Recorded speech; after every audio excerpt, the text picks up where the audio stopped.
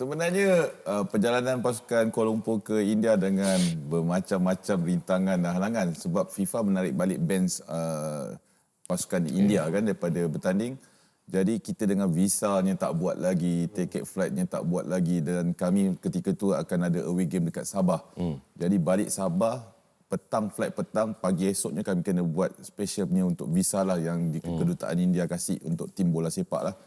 Dan hari Ahad kita pergi dengan transitnya lagi. Memang KL ke? ke Chennai dulu, Okey. transit 4-5 jam. Lepas tu kita ke Kolkata lagi. Jadi hampir kita keluar malam pukul 10. Sampai sana pun dalam waktu Malaysia dalam pukul 9 lah. Jadi yang bestnya budak-budak ni, pemain-pemain KL ni dia tenang.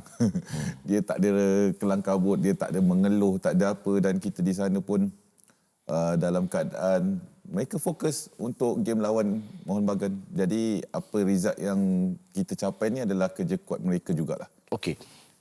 Datuk, apabila melepasi fasa daripada peringkat, okey, of course, daripada peringkat ASEAN membawa kepada peringkat yang lebih tinggi. Saya rasa masalah itu tak perlu dibawa, perlu diketepikan dan KL dalam mood itu sebenarnya, Datuk.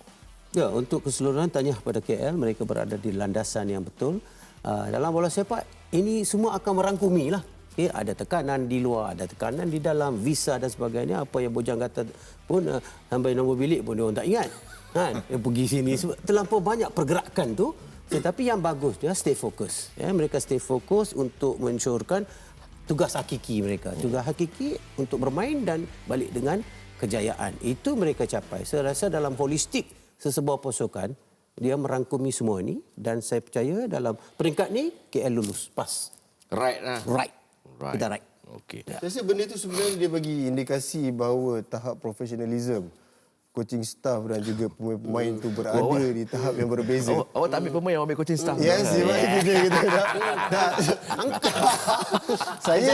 saya pun waktu hari tu saya jadi komentator bersama Iman Skaichi. Apa yang terjadi pada game tu kita ikut. Tapi sebagai dilahirkan daripada Akademi Bola Sepak Kuala Lumpur, melihat pasukan Kuala Lumpur berada di antarabangsa. Dekat Akademi Bola Sepak dulu dia ada Kuala Lumpur, National dan juga National After National, Akademi Kuala Lumpur, National dan juga antarabangsa. Dan saya rasa pemain yang dapat membawa ke antarabangsa Isabel Salih. Overall game malam tu. Bagi saya sebenarnya melihat dari permulaan, kalau kita lihat daripada separuh masa pertama, 20% opposition daripada pasukan Kuala Lumpur dan 80% daripada Mohon Bagan. Saya duduk dengan Aiman, tepi Aiman kata, ni macam mana ni, macam ni bos, macam mana, macam. Saya kata tak ada, ini semua dia punya tactical. Kan? So kita tunggu. Saya rasa ini mesti KL punya ni. What a goal lah.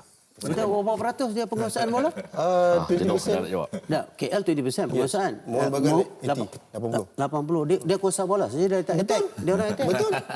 Kalau tengok statistik secara positif, you simpan bola tak mau attack berapa? Dia orang 20% saja. Mana 80% dia attacking. So jangan ingat kata 80% tu dia hebat. Situ kadang-kadang kita buat simpulan yang tak berapa logik mengikut tactical punya analisis. 20% ball possession, 80% dia attack lah tu. Tak, saya sebenarnya kalau kita Betul lihat daripada aspek pasukan, organisasi pasukan tu sebenarnya, kalau kita tengok daripada awal, Dia memang tunggu kita lambung dia je. Kita tiga orang yang sembang. tak, daripada awal tu kita tengok dia tak terburu-buru, dia orang main away dan dia orang perlahankan tempo. So betul lah. Sebenarnya cuaca di India adalah agak panas. Masa kami dapat training satu hari di stadion pun kita merasai memang panas. Training malam kita ambil time waktu game lah.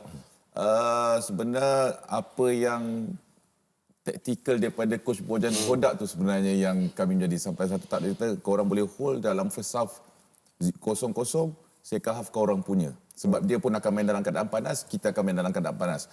Tak ada orang dalam keadaan panas dia boleh konsisten dalam cuaca yang panas tu dalam 90 minit.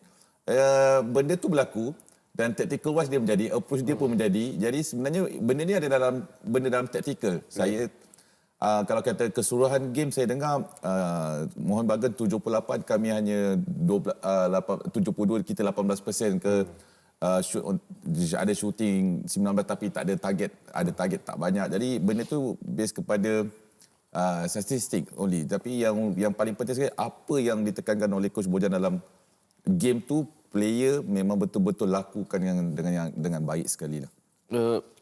Tok, possession tactical wise, kita sebagai away tu, tactical wise ni sangat penting tu. You nak main 15 minit pertama macam mana? Bergerak kepada 30 minit pertama macam mana? Datuk simpulkan KL. Saya percaya sudah tentu di minda setiap pemain ni kita kalau boleh kita tak mau kalah di away. Draw pun tak apa dan sebagainya. Tetapi seperti mana susun atur dan kita tengok taktikal apa peratus tu 80% penguasaan pihak lawan, 20 you buat benda, 20 saja you kuasa. 80% you sedang buat apa? Menyerang. Bermakna cara tak langsung benda taktikal tu jadi dan seperti mana Syukur kata tadi, Bojan nak kalau you boleh hold first half, kosong-kosong bermakna second half you boleh dominate. Kerana apa? You tengok profil setiap individu berbanding dengan profil kita.